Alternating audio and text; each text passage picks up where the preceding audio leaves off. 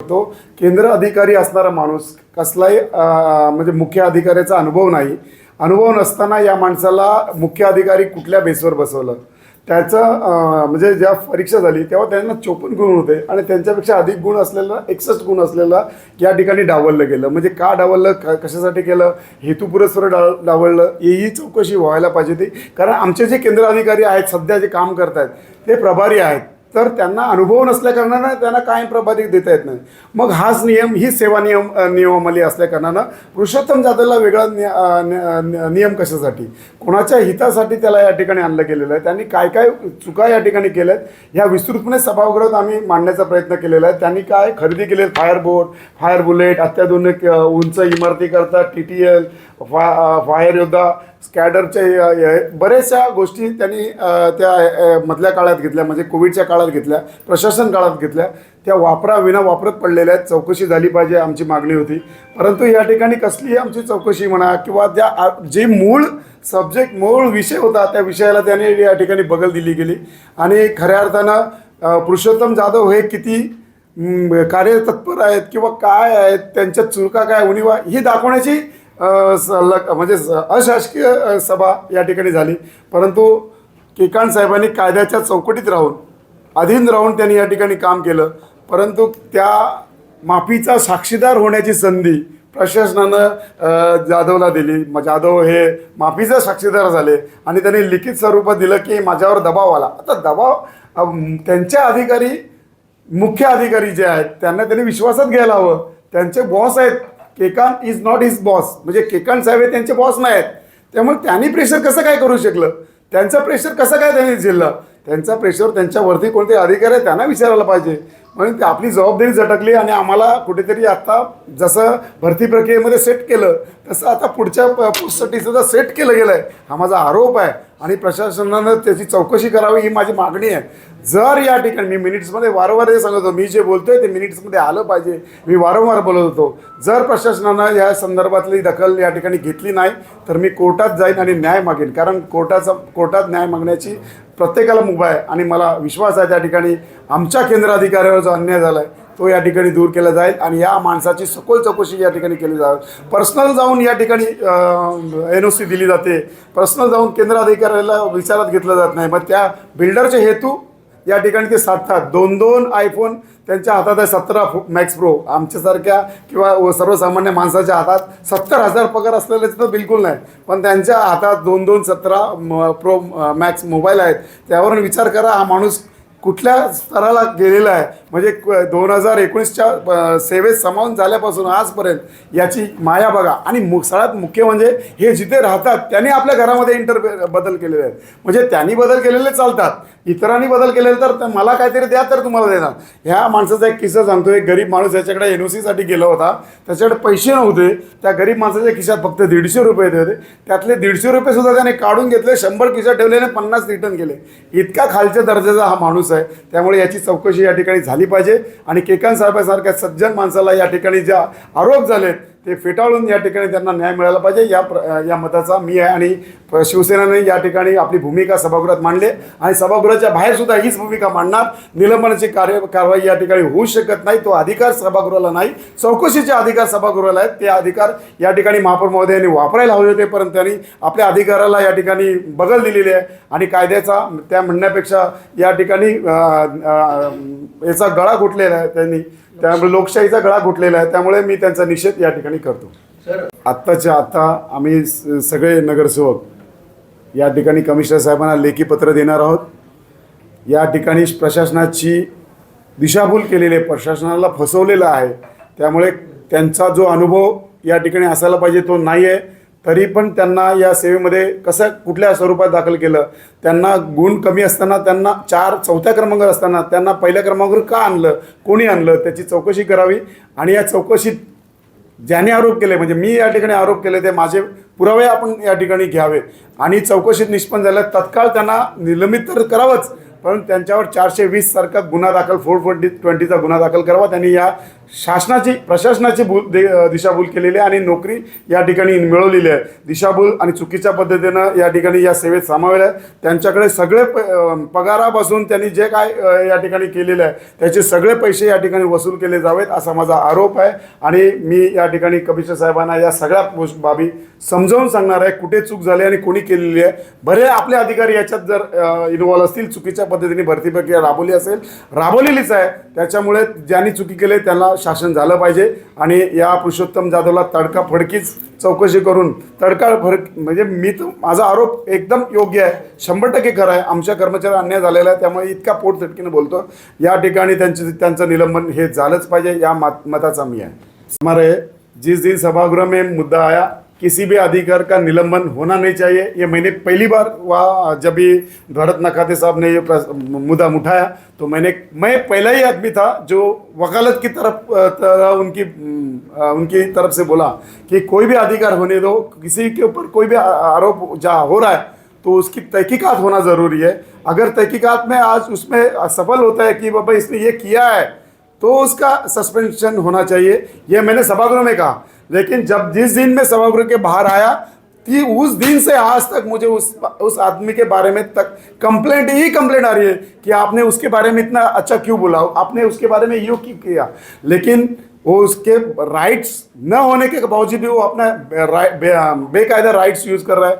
Personal लोगों के builder के pass जाता है, होटल के पास जाता है, वही बैठ के एनओसी देता है. वहाँ के जो ऑफिसर रहता है, फायर ऑफिसर जो आपने सेंटर बनाया उसके राइट्स है, उसको साथ में लेके जाके इन्वेस्टिगेशन करना चाहिए. लेकिन ये बंदा खुद आ जाता है और पैसा वसूल करता है. पैसा वसूल होने के बाद जगह पे, ऑफिस में भी बोला था नहीं, ये जगह पे उसका ओसी टाइप कर किया रहता है, खाली नाम डालने का रहता है, साइन करता है. ये बिजनेस इसने ये महापालिका क्षेत्र में किया है. और फायर ऑफिसर को हमारे यहाँ के जो ईमानदार है उनका नाम यहाँ बदनाम किया है.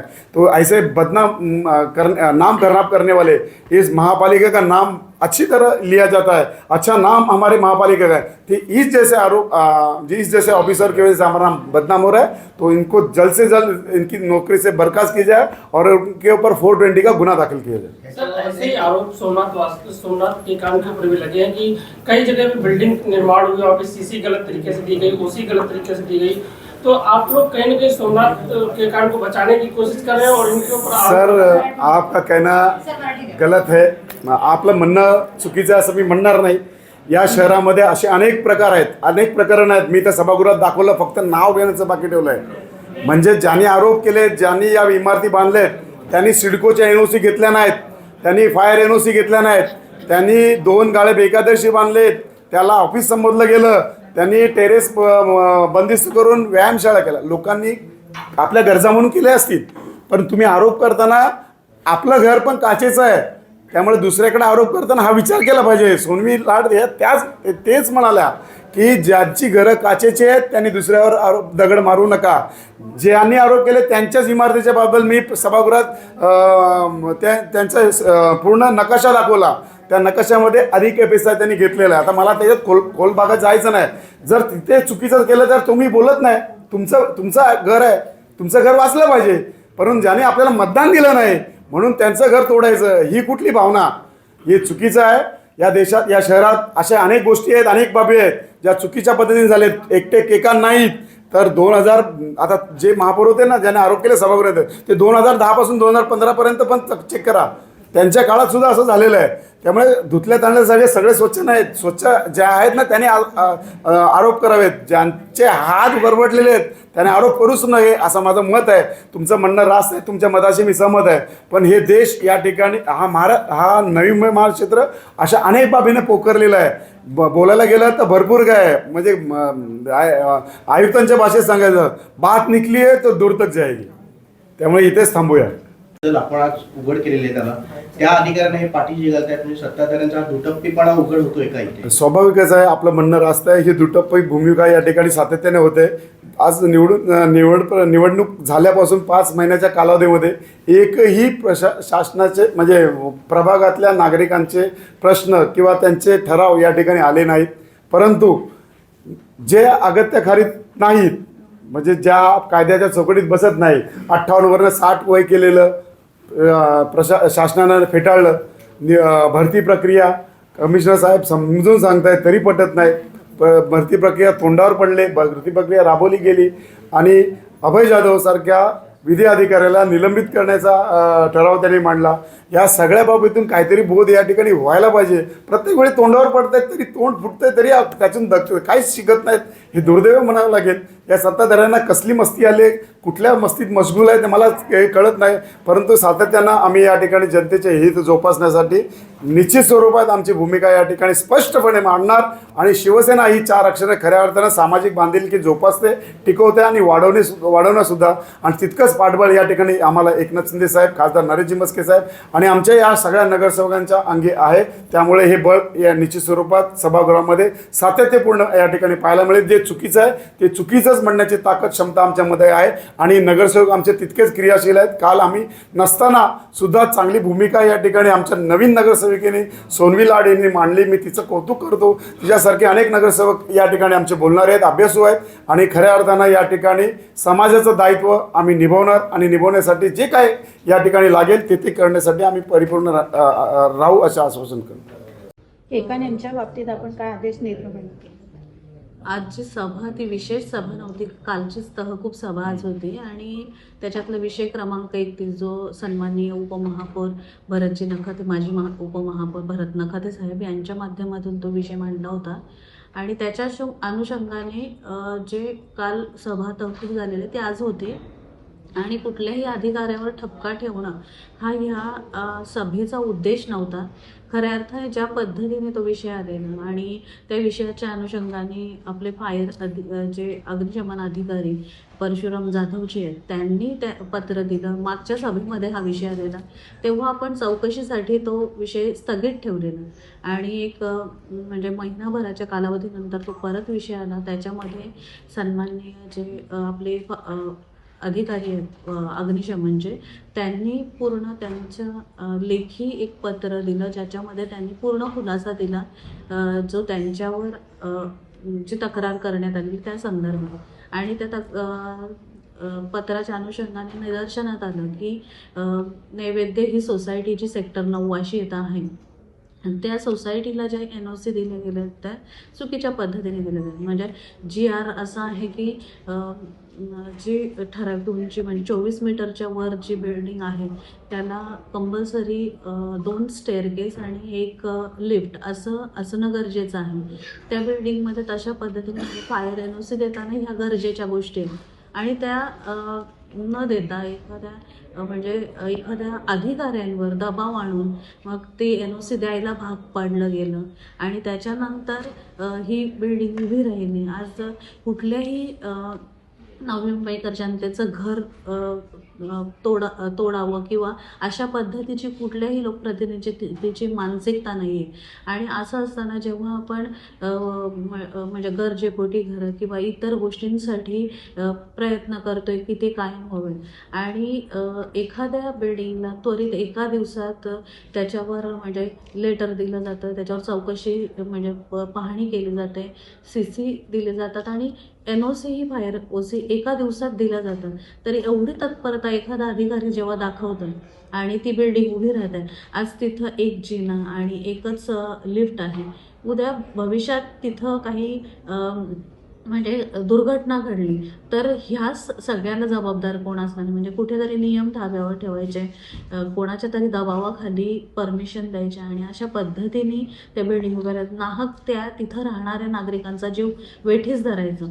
तर ह्या संदर्भात ही चर्चा होती आणि जे अधिकारी सन्माननीय केकांजी जे ATDPचे अधिकारी आहेत जे शासनाकडून इथं आलेले होते तर त्यांना त्यांच्या मूळ जागी परत पाठवावं आणि त्यांच्यावर पूर्ण चौकशी ह्या तक्रारी नुसार करावी आणि अशा पद्धतीने किती त्यांनी CC दिलेले आहेत आणि किती नवी मुंबईकर नागरिकांचा जीव आज वेठीस आहे हे चौकशी होणे गरजेचं आहे.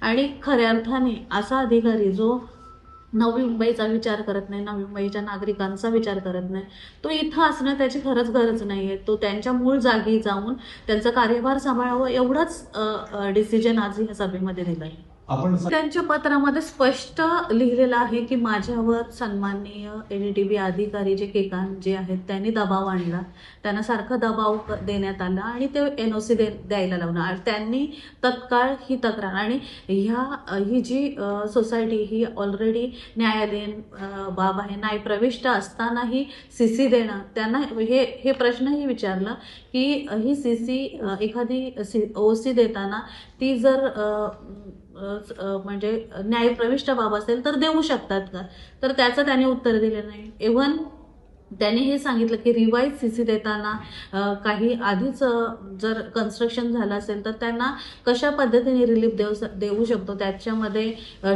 जे म्हणजे कॉरिडॉर आहे किंवा इतर गोष्टी आहेत त्याच्यामध्ये आपण काही चेंजेस केले असतील तर देऊ शकतो. पण एकच स्टेअरकेस किंवा एक जिथं 2 स्टेअरकेस हवे आहेत तिथं एक स्टेअरकेस आणि एक लिफ्ट दिल्यावर ही CC OC देऊ शकतो का, ह्याच्यावर त्याने उत्तर दिलं नाही. कारण नियमाप्रमाणे 2 स्टेअरकेस आणि एक जे लिफ्ट असणं गरजेचं आहे. तर ह्या अशा पद्धतीने की ती अजून नवी मुंबईमध्ये इमारतीनं ह्यांनी एका दिवसात चौकशी अंती OC दिलेले आहे, हे खऱ्या अर्थाने गरजेचं आहे. आणि जो अधिकारी नवी मुंबईच्या हिताचा विचार करत नसेल, नवी मुंबईतल्या नागरिकांच्या हिताचा विचार करत नसेल, त्या अधिकाऱ्याला खऱ्या अर्थाने ह्या आपल्या नवी मुंबई महानगरपालिकेमध्ये कार्यरत राहण्याची आवश्यकता नाही आहे. ते त्यांच्या मूळ जागी जाऊन कार्यभार सांभाळणे हेच उचित असणार आहे. कारण मी पुन्हा एकदा सांगते, कुठल्याही नागरिकाचं घर उद्ध्वस्त व्हावं ही आमची कोणाची अपेक्षा नाहीये, कोणाची मानसिकता नाहीये. कारण ह्याच नवी मुंबईकरांच्या घरांना कायम करण्यात यावं, जे म्हणजे प्रकल्पग्रस्त आहेत किंवा गरजेपोटी LIGतली घरं आहेत ती कायम करण्यात यावी. ह्यासाठी प्रत्येकाची मानसिकता असताना एखादी पण सुरक्षिततेच्या दृष्टीने कुठेही तिथं त्या नागरिकांच्या सुरक्षिततेचा विचार केला गेला नाही आणि ही इमारत उभी केलेली आहे. आणि यासाठी सर्वस्वी जबाबदार जे अधिकारी आहेत त्यांना आपण इथून त्यांच्या मूळ जागी पाठवलेलं आहे. आणि त्याचबरोबर जे परशुराम जाधव जी आपले अधिकारी आहेत त्यांच्या संदर्भात जर काही प्रश्न उपस्थित केले तर त्यांच्या संदर्भातही पूर्ण चौकशी करण्यात यावी असेही निर्देश देण्यात आलेले आहेत. आपण मागच्या सभेत जेव्हा हा विषय आलेला तेव्हा चौकशीसाठी स्थगित ठेवलेला आणि त्याच्यानंतर त्यांच्या माध्यमातून पूर्ण कशा पद्धतीने त्यांच्यावर दबाव आणला गेला त्या संदर्भात लेखी स्वरूपात सगळं दिलं आहे. त्याचबरोबर कधी कधी त्या OC दिल्या आहेत, कधी कधी NOC फायर ब्रिगेडच्या दिलेल्या आहेत, ते सगळं तपशील त्या पत्राच्याद्वारे त्यांनी पाठवलेलं आहे. आणि ह्या महिनाभरात पूर्ण ह्या विषयाविषयी चौकशी झालेली आहे. आणि तरी अजून काही प्रश्न जे उपस्थित राहिले त्यासाठीच आपण हा विषय पुन्हा एकदा स्थगित ठेवला की जे परशुराम जाधव जे आपले अग्निशमन अधिकारी आहेत त्यांच्या ह्या प्रश्नांवर चौकशी होईपर्यंत हा विषय आपण स्थगित ठेवलेला आहे. पण जे अधिकारी आपले ADTPचे आहेत केकांजी त्यांच्या विषयी ज्या तक्रारी आलेल्या आहेत किंवा चौकशीनंतर जे निदर्शनात आलेलं आहे त्याच्यामधूनच त्यांना आपण सेवेतून निलंबित वगैरे केलेलं नाही. त्यांचं जे मूळ विभाग आहे शासनाकडे तिथं आपण पाठवतोय आणि त्याच्यानंतर त्यांच्यावर तिथून चौकशी करण्यात यावी असे आपण निर्देश दिलेले आहेत. आमचा असा समज आहे की आपण ते नैवेद्य सोसायटी पाडण्यात यावी, तिला म्हणजे तिकडच्या नागरिकांना त्रास व्हावा असा आपण उद्देश समोर ठेवलाय. पण खऱ्या अर्थाने नवी मुंबईमध्ये अशा किती इमारती उभ्या राहिल्या ज्यांना ह्या अधिकाऱ्यांच्या माध्यमातून चुकीच्या CC दिल्या गेलेल्या आहेत आणि त्या इमारतीमध्ये आपल्यासारख्या सर्वसामान्य नागरिकांनी आपली घरं वसवलेली आहेत. ते आपण कष्टाची कमाई लावून ते घरं तिथं वसवलेली असताना जर भविष्यात अशी काही दुर्घटना घडली आणि त्या नागरिकांना स्वतःचा जीव गमावला तर ह्यासाठी जबाबदारी हे अधिकारी घेणार आहेत का? आज प्रशासकीय कार्यकाळानंतर जेव्हा आपण लोकप्रतिनिधी निवडून आलो तर नक्कीच आमची जबाबदारी असणार आहे नागरिकांच्या प्रती आणि त्याच्याच माध्यमातून हा निर्णय घेण्यात आलेला आहे. आपण